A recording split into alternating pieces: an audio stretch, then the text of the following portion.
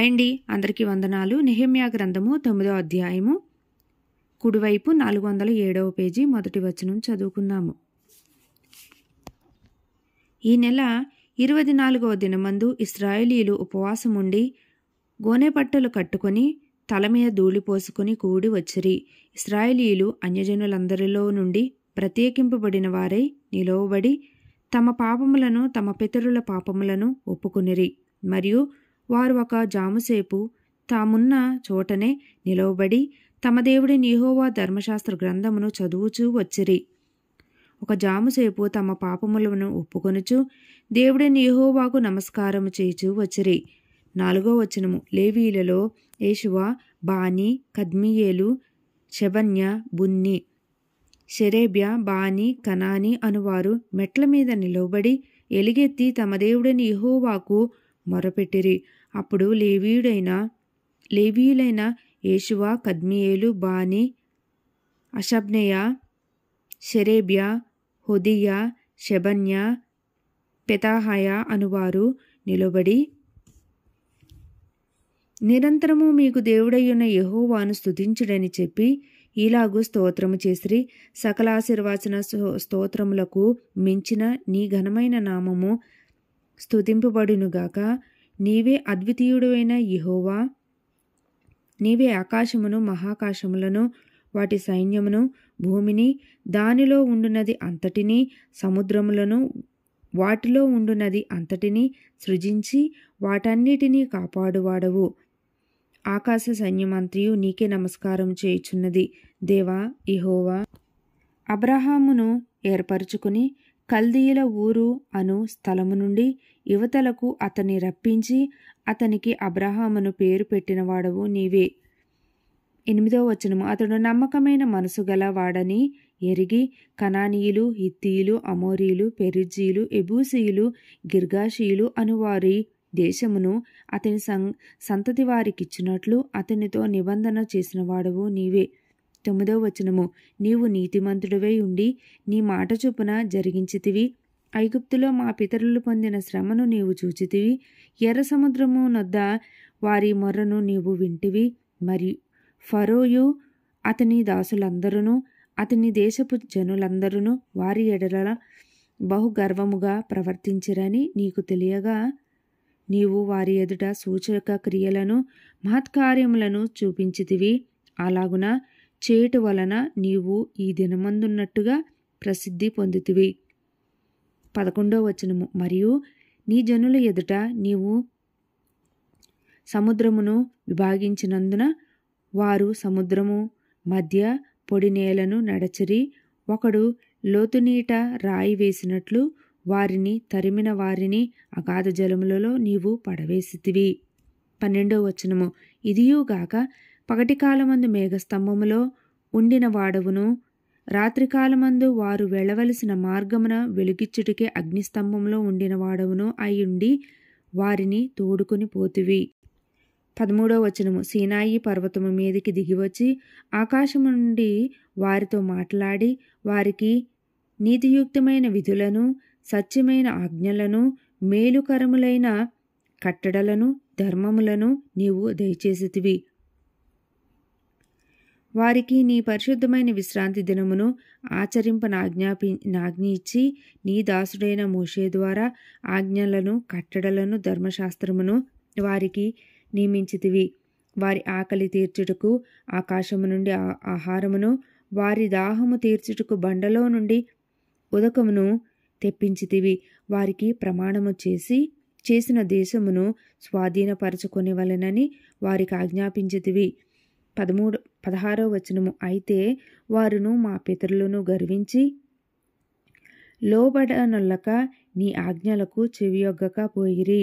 వారు విధేయులగుటకు మనస్సు లేని వారై తమ మధ్య నీవు చేసిన అద్భుతములను జ్ఞాపకము చేసుకొనక తమ మనసును కఠినపరుచుకొని తాముండి వచ్చిన దాస్యపు దేశమునకు తిరిగి వెళ్ళుటకు ఒక అధికారిని కోరుకొని నీ మీద తిరుగుబాటు చేసిరి. అయితే నీవు క్షమించుటకు సిద్ధమైన దేవుడువును, దయావాత్సల్యతలు గలవాడును, దీర్ఘశాంతమును, బహుకృపయు గలవాడునై ఉండి వారిని విసర్జింపలేదు.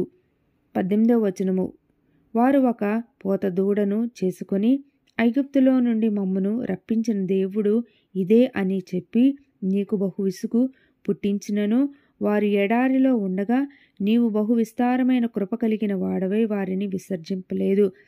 మార్గము గుండా వారిని తోడుకొని పోవుటకు పగలు మేఘస్తంభమును, వారిలో వారికి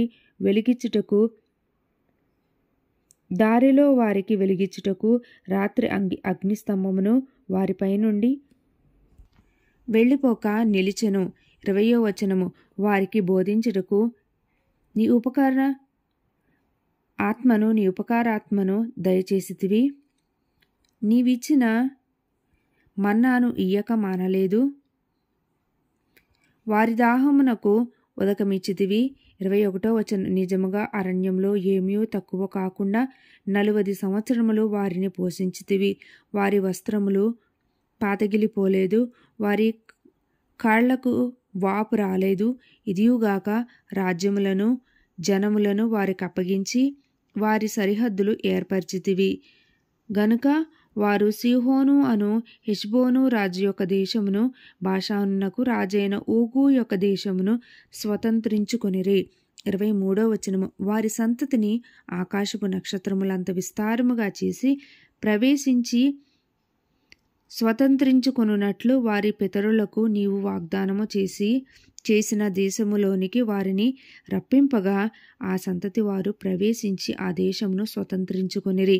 నీవు కనానీయులను ఆ దేశ నివాసులను జయించి తమకు మనసు వచ్చినట్లు చేయుటకు వారి రాజులను ఆ దేశ జనులను వారి చేతికి అప్పగించితివి.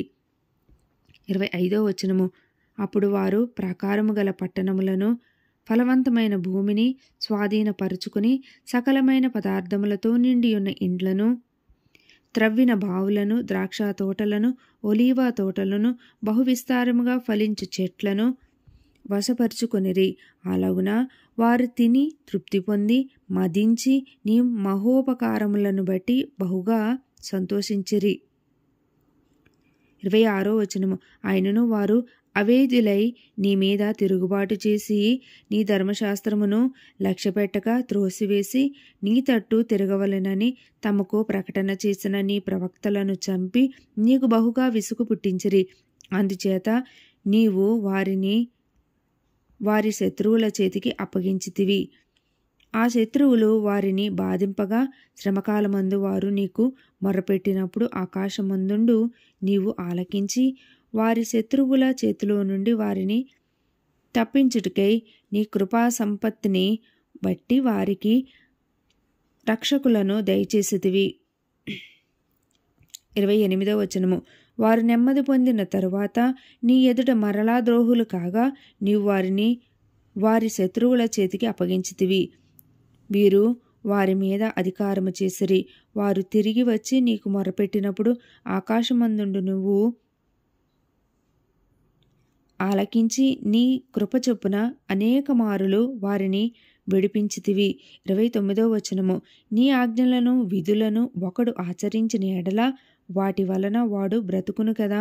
వారు మరలా నీ ధర్మశాస్త్రము అనుసరించి నడుచున్నట్లు నీవు వారి మీద సాక్ష్యము పలికినను వారు గర్వించి నీ ఆజ్ఞలకు లోబడక నీ విధుల విషయములలో పాపులై నిన్ను తిరస్కరించి తమ మనసును కఠినపరుచుకొని నీ మాట వినకపోయిరి. నీవు అనేక సంవత్సరములు వారిని ఓర్చి నీ ప్రవక్తల ద్వారా నీ ఆత్మచేత వారి మీద సాక్ష్యం పలికితివి. కాని వారు వినకపోయిరి. కాగా నీవు ఆయా దేశంలోనున్న జనుల చేతికి వారిని అప్పగించితివి. అయితే నీవు మహోపకారివై ఉండి వారిని బొత్తిగా నాశనము చేయకయు విడిచిపెట్టకయు ఉంటివి.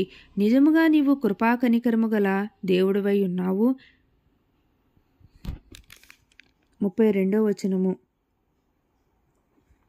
చేసిన నిబంధనను నిలుపుచు కృపచూపునట్టి మహాపరాక్రమశాలివి అయి భయంకరుడువగు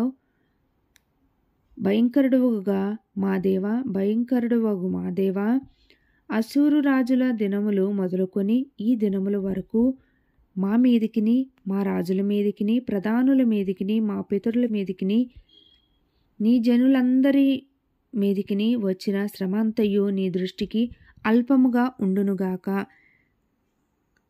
మా మీదికి వచ్చిన శ్రమలన్నిటినీ చూడగా నీవు న్యాయవస్తుడివే. నీవు సత్యముగానే ప్రవర్తించితివి. కానీ మేము దుర్మార్గులమైతిమి. మా రాజులు గాని, మా ప్రధానులు గాని, మా యాజకులు గాని, మా పితరులు గాని నీ ధర్మశాస్త్రమును అనుసరించి నడవలేదు. నీవు వారి మీద పలికిన సాక్ష్యములైనను నీ ఆజ్ఞలనైనను వారు వినకపోయిరి. వారు తమ రాజ్యపాలన కాలమందు నీవు తమ ఎడల చూపించిన గొప్ప ఉపకారములను తలంచక నీవు వారికిచ్చిన విస్తారమగు ఫలవంతమైన భూమిని అనుభవించియుండియు నిన్ను సేవింపకపోయిరి. తమ చెడు నడతలు విడిచి మారు మనసు పొందరైరి. చిత్తగించుము. నేడు మేము దాస్యములో ఉన్నాము. దాని ఫలమును, దాని సమృద్ధిని అనుభవించుచున్నట్లు నీవు మా పితరులకు దయచేసిన భూమి అందు మేము దాసులమై ఉన్నాము. 37వ వచనము.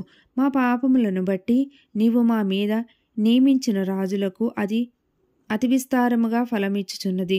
వారు తమకిష్టము వచ్చినట్లు మా శరీరముల మీదను మా పశువుల మీదను అధికారము చూపుచున్నారు గనుక మాకు చాలా శ్రమలు కలుగుచున్నవి.